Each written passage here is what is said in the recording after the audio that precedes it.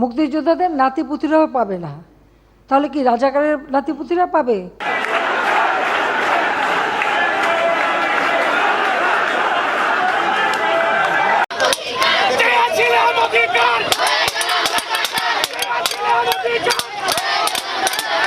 আমি কে তুমি কে, রাজাকার রাজাকার, এমন একটি স্লোগানে মুখরিত ঢাকা বিশ্ববিদ্যালয়ের শাহবাগের চত্বর। এ কথাটি ছাত্ররা মিছিলে যেন ঢাকা উত্তল হয়ে শুরু হয়েছে। আমি কে তুমি কে, রাজাকার রাজাকার, এ কথাটা বলার মূলত কারণ কি ছিল? ছাত্রদের কথাটা বলার মূল কারণ কি ছিল? আমাদের প্রধানমন্ত্রী তিনি তার বক্তব্যে তিনি একটি কথা উপস্থাপন করেছেন, এই ছাত্রদের কোটা সংস্কার বিষয়ে তিনি কথা উত্থাপন করেন। তো প্রধানমন্ত্রী তিনি বললেন যে মুক্তিযোদ্ধার সন্তানেরা চাকরি পাবে না, তো কি চাকরি পাবে রাজাকারের সন্তানেরা? তো এই কথাটাকে নিয়ে ছাত্ররা মিছিল করতেছে যে মুক্তিযোদ্ধার ছেলেরাই শুধু, মানে মুক্তিযোদ্ধার ছেলেরাই বাংলাদেশে তারাই কেবল সঠিক দেশের পক্ষে, আর বাদ বাকি সবাই কি দেশবিরোধী, তার মানে রাজাকার। এমন একটি কথা ছাত্রদের মুখে, ছাত্রছাত্রীদের মুখে শুরু হয়েছে। আমরা এই ভিডিওটি দেখে অবাক হয়ে গেলাম। তবে আরেকটি বিষয়, ইন্টারেস্টিং বিষয়, যেইটা আমরা এখন যদি একটু আলোচনা করি তাহলে আমরা কিন্তু অতি সহজেই বুঝতে পারবো। তাহলে রাজাকার একটি শব্দ, এই রাজাকার ট্যাগ লাগিয়ে ইতিপূর্বে অসংখ্য ব্যক্তিদের ইজ্জতহানি করা হয়েছে, জানমালের ক্ষতি করা হয়েছে।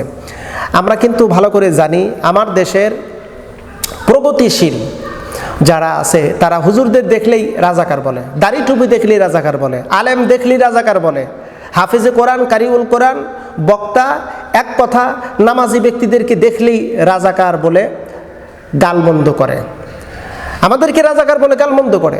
2013 সালের ঠিক একই জায়গায় শাহবাগের এই চত্বরে 2013 সালে রাজাকার ট্যাগ লাগাইয়া অসংখ্য রাজনীতিবিদ, প্রবীণ রাজনীতিবিদ যারা দেশের মাথা, আমি বিরোধীমূলক কথা নয়, আল্লাহ পাকের কুদরত কি, আল্লাহর কুদরত কি, আল্লাহর খেলা কি, আল্লাহ পাক সুবহানাহু ওয়া তাআলা বলেছেন মাকারু ওয়া মাকারাল্লাহ আল্লাহু খায়রুল মাকিরিন। আল্লাহ পাক বলেন বান্দা, পৃথিবীর মানুষ তোমাদের কৌশল আছে, আল্লাহরও কিন্তু কৌশল আছে, আল্লাহর কৌশল হলো সর্বোত্তম কৌশল। এই শাহবাগের ময়দানে রাজাকার ট্যাগ লাগিয়ে অসংখ্য ব্যক্তিদেরকে জেলখানার ভিতরে ঢুকানো হয়েছে, তাদেরকে ফাঁসির কাস্টে ঝুলিয়ে দুনিয়া থেকে বিদায় করা হয়েছে এই রাজাকার ট্যাগ লাগিয়ে। অনেকের বিরুদ্ধে এখনো পর্যন্ত রাজাকার ট্যাগ লাগায় মামলা দেওয়া হয়েছে। অথচ আজ সেই শাহবাগের ময়দানেই ছাত্রদের মুখে আমি কে তুমি কে, রাজাকার রাজাকার, এসেছিলাম অধিকার আদায় করতে, হয়ে গেলাম হলো রাজাকার, এরকম একটি শব্দ স্লোগান মুখরিত হয়েছে ঢাকার বিশ্ববিদ্যালয়ের শাহবাগ চত্বর। আদৌ বিষয়টি হলেই রাজাকার শব্দটাকে নিয়ে যদি আমরা একটু বিশ্লেষণ করি, রাজার যারা কর্মী তারা হলো রাজাকার, রাজার যারা কর্মী তারা হলো রাজাকার। আদৌ কথাটা বিশ্লেষণ করলে, কোরআন থেকে যদি একটু বিশ্লেষণ করি তাহলে মূলত রাজাকার যারা কোরআনের প্রেমী, কোরআন থেকে যারা ইলম অর্জন করেছে বা কোরআনের বিধিবিধান অনুযায়ী জীবন জীবনকে যারা গঠন করেছে তারাই হলো সঠিক রাজাকার। কিভাবে? আসুন, কোরআনুল কারীমের ভিতরে আল্লাহ সুবহানাহু ওয়া তাআলা বলেছেন তাবারাকাল্লাযী বিয়াদিহিল মুলক ওয়া হুয়া আলা কুল্লি শাইইন কাদির। আল্লাহ সুবহানাহু ওয়া তাআলা বলেন তাবারাকাল্লাযী বিয়াদিহিল মুলক, মুলক মানে হলো রাজত্ব। আল্লাহ পাকের কুদরতি হাতে এই গোটা দুনিয়ার রাজত্ব রয়েছে, সুবহানাল্লাহ। আল্লাহ পাক বলেন কুলিল্লাহুম্মা মালিকাল মুলক, ও নবী আপনি বলুন হে রাজাদিরাজ, অর্থাৎ রাজার রাজা তিনি হলেন আল্লাহ। তুতিল মুলকা মান তাশাউ ওয়া তানজিউল মুলকা মিম্মান তাশা। আল্লাহ পাক বলেন যাকে ইচ্ছা তাকে রাজত্ব দেন, যার কাছ থেকে ইচ্ছা তিনি রাজত্ব ছিনিয়ে নেন। তার মানে হলো রাজার রাজা তিনি হলেন আল্লাহ। এবার আসুন আরেকটি বিষয়, কোরআনুল কারীম আল্লাহ সুবহানাহু ওয়া তাআলা বলেছেন আল্লাহু গনিয়ুন ওয়া আনতুমুল ফুকারা। আল্লাহ পাক বলেন আমি ধনী আর পৃথিবীর সব মানুষ হলো ফকির। পৃথিবীর কোনো মানুষ রাজা না, সব মানুষ হলো ফকির। যে রাজা তিনি কারোর মুখোপেক্ষী নয়। ও নবী আপনি বলুন কুল কুল হু আল্লাহু আহাদ আল্লাহুস সামাদ। নবী আপনি বলুন আল্লাহ এক, আল্লাহ অমুখাপেক্ষী, কারোর মুখের দিকে তাকিয়ে নেই, কারোর দিকে তাকিয়ে নেই, আল্লাহ নিজেই ওয়ান ডে ওয়ান। চতুর্দিক দিয়ে আল্লাহ পাক সুবহানাহু ওয়া তাআলা ইন্নাল্লাহা আলা কুল্লি শাইইন কাদির, তিনি বিশাল ক্ষমতার অধিকারী, সর্বত্রর সার্বভৌমত্বের মালিক হলো আল্লাহ। তাহলে এখানে কিন্তু আমরা একটু চিন্তা ভাবনা করলে বোঝা যায়, রাজা যিনি তিনি কারোর মুখাপেক্ষী নন, রাজা যিনি তিনি স্বয়ং সম্পূর্ণ।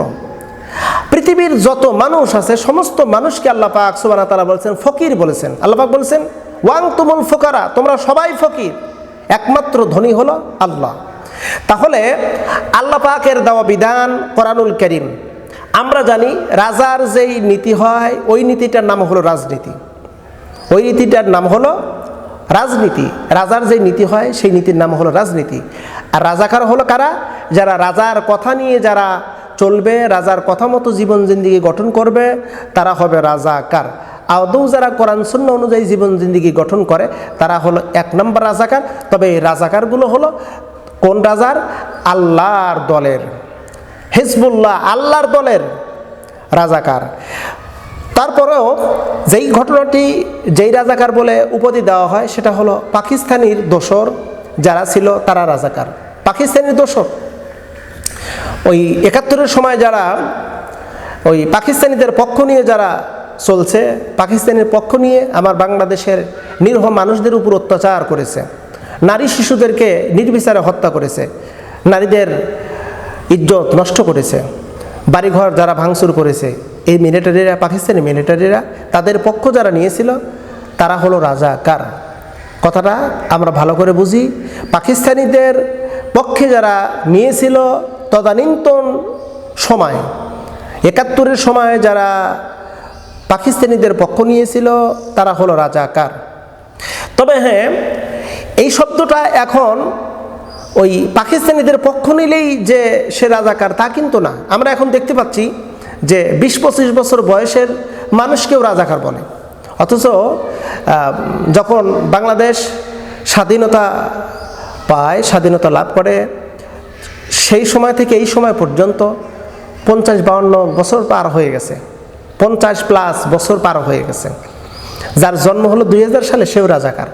মূল বিষয়টা হলো এখন আমরা একটা বিষয় পরিষ্কারভাবে বুঝতে পারছি, যারা হক কথা বলবে, ন্যায়ের পক্ষে যারা কথা বলবে তারা রাজাকার। যার বাস্তব দৃষ্টান্ত হলো ঢাকা বিশ্ববিদ্যালয়ের স্টুডেন্টদের দিকে তাকালেই আমরা বুঝতে পারি। ঢাকা বিশ্ববিদ্যালয়ের স্টুডেন্টদের দিকে তাকালে আমরা কিন্তু বুঝতে পারতেছি যে এখন এরা রাজাকার হয়ে গেছে। কেন রাজাকার হয়ে গেছে?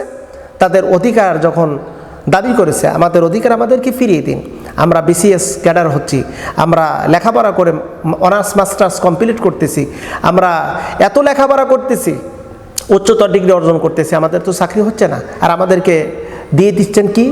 আমরা হলাম রাজাকার, আমরা রাজাকার। তবে হ্যাঁ, আল্লাহর কুদরত বোঝা বড় কঠিন। শাহবাগের ময়দানে এই জায়গাতেই দাঁড়িয়ে রাজাকার ট্যাগ লাগিয়ে অসংখ্য নিরীহ মানুষদেরকে নির্যাতন করা হয়েছিল। আজকে ঠিক একই জায়গায় হাজার হাজার ছাত্রদের মুখে রাজাকার শব্দটি উৎপত্তি হচ্ছে, বের হচ্ছে, পুরো ঢাকা যেন মুখরিত হয়ে যাচ্ছে। আল্লাহ পাক সবই পারেন। আল্লাহ পাক বলেছেন, বান্দা ইন্নাহুম ইয়াকিদুনা কাইদা ওয়া আকিদু কাইদা ফামাহিলিল কাফিরিনা আমহিলহুম রুয়াইদা। আল্লাহ পাকের সমস্ত ষড়যন্ত্রকারীর ষড়যন্ত্র ধ্বংস করে দেন, যার দৃষ্টান্ত ঢাকা বিশ্ববিদ্যালয়। তবে আমরা এ বিষয়ে কিন্তু মর্মাহত, আমরা চাই প্রত্যেকে তার অধিকার, স্ব অধিকার ফিরে পাক, ন্যায্য অধিকার ফিরে পাক। আমার দেশের মেধাবীদের চাকরি হোক, আমার দেশ এগিয়ে যাক, আমার দেশ সুখ সমৃদ্ধিতে ভরপুর হয়ে যাক, এটাই আমার কামনা, সকলের কামনা। আল্লাহ সুবহানাহু ওয়া তাআলা তৌফিক দান করুক। আমিন।